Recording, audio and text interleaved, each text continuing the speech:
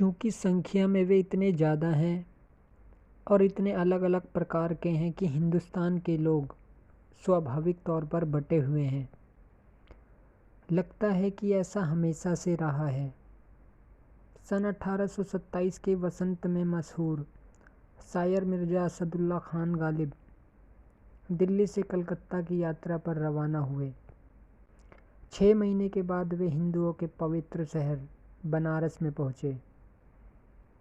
यहाँ उन्होंने चिरागे दौर नाम से एक शायरी लिखी, जिसकी कालजयी पंक्तियाँ कुछ इस प्रकार हैं।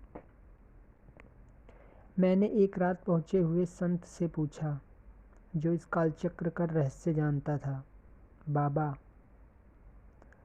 तुम जानते हो कि अच्छाई और विश्वास, नैतिकता और प्रेम इस अभागे देश से पलायन कर चुका है। बाप और बेटे एक दूसरे का गला काटने पर उतारू हैं। भाई और भाई लड़ रहे हैं। एकता और संघ की भावना खत्म हो गई है। इन अशुभ संकेतों के बावजूद अभी तक कयामत का दिन क्यों नहीं आया? अंतिम घड़ी की विजय ध्वनि क्यों नहीं सुनाई देती? अंतिम विनाश का सूत्र किसके हाथों में है?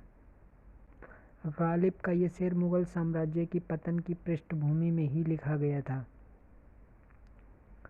गंगा सिंधु की घाटी का उनका अपना इलाका, जो कभी एक बादशाह के अधीन था, अब आपस में लड़ते कटते कई सरदारों और सेनाओं में बंट चुका था। भाई से भाई लड़ रहे थे। एकता और संघ की भावना कहीं नहीं थी।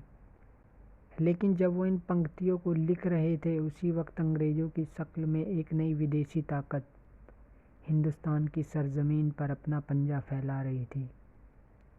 वे धीरे धीरे उपमहाद्वीप के बड़े हिस्से पर अपना नियंत्रण स्थापित करते जा रहे थे।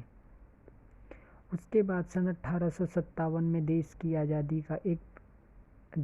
आबादी का एक बड़ा हिस्सा अंग्रेज़ों के खिलाफ उठ खड़ा हुआ, जिसे साम्राज्यवादियों ने सिपाही विद्रोह कहा तो राष्ट्रवादियों ने प्रथम स्वतंत्रता संग्राम का नाम दिया।